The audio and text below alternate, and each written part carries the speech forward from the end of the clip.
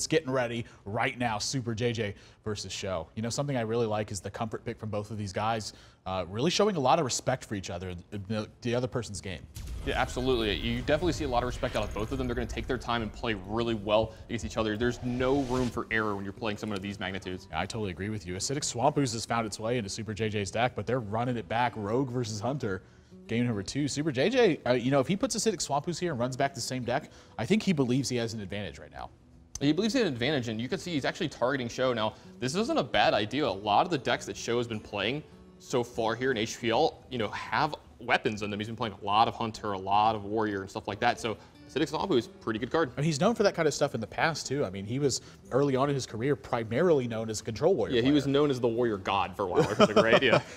He was fighting with that title for someone else, and, you know, I think both those guys kind of came to a mutual agreement that they're one in the same entity. Oh, okay, all right.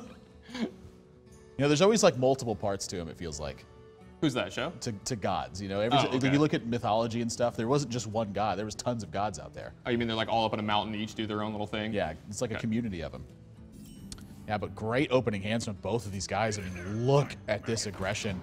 And right now, I would say that Superjj's really on a back foot. He's got a lot of work to do if he wants to get this one done. Yeah, he's going to have to be taking a lot of damage this game to take care of this board. He's going to be daggering up and using it to kind of control this board against these abusive sergeants, these mad scientists, and these leper gnomes. But he's going to be taking a ton of beats the whole time from SjoW. Turn 1 abusive sergeant from SjoW. He understands that one of the most important things to do against Rogue is just to put them on a back foot early on.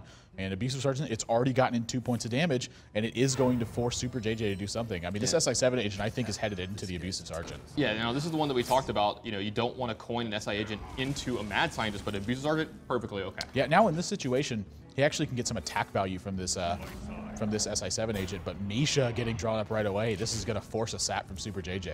Yeah, it's a sap or an eviscerate, depending on which way he wants to go, but you got to believe it's going to be a sap. Can't combo the eviscerate right now, so he's got a sap. And now, is this 3 points of damage? Is this directed at the dome, or is this directed at the SI7 agent? This is a really interesting spot.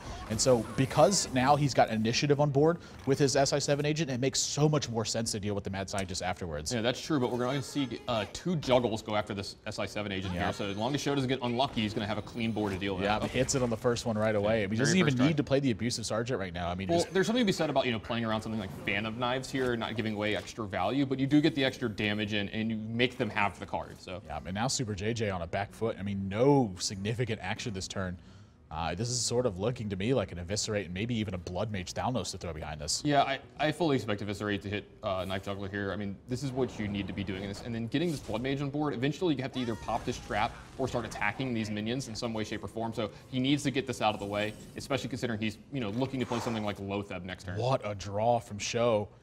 Misha getting out of the board. You know, I expect him to trade off with this Blood Mage Thalnos to avoid something like a big Fan of Knives or, you know, pretty much any of the damage getting buffed. You know, Dagger Up, Poison, Blade Flurry would sweep this board out. So trading in the Leper Gnome here to making sure he gets 2 extra damage off that, and then also taking away some of those possibilities. I think this is this is what SjoW's actually thinking about right now. What, you know, why should he trade with the Blood Mage? And it's what you've said. Yeah, I mean, does he want to leave his opponent be able to activate this trap? And maybe it's something like Snake Trap though. Yeah, this kind of sends some mixed signals to Superjj here. It's going to be Freezing Trap instead, so denying a card from him. And Superjj, I mean, again, he's staring down so much damage. Yeah, Lotheb way on the back is foot going to here. try to be his answer, but you can see he feels so bad about this board position now. Now, his Lotheb actually is going to be pretty good here. It's going to take away SjoW's entire turn.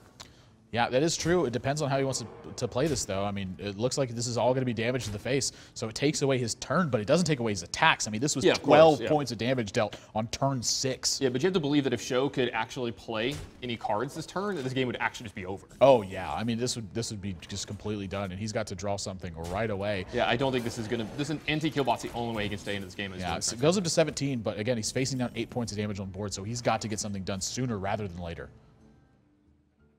So Animal Companion going to be first. I mean, Huffer would be a great role. So would Leok. Misha's really the only poor one right now. 4, 5, 6, 7, 8, 9, 10, 11, 12 damage being able to be dealt this turn. Yeah, I think he's going to pick off the minions here as well. I don't think there's any problem. I don't think there's anything wrong with picking off minions in this spot. You've got such a strong lead on board.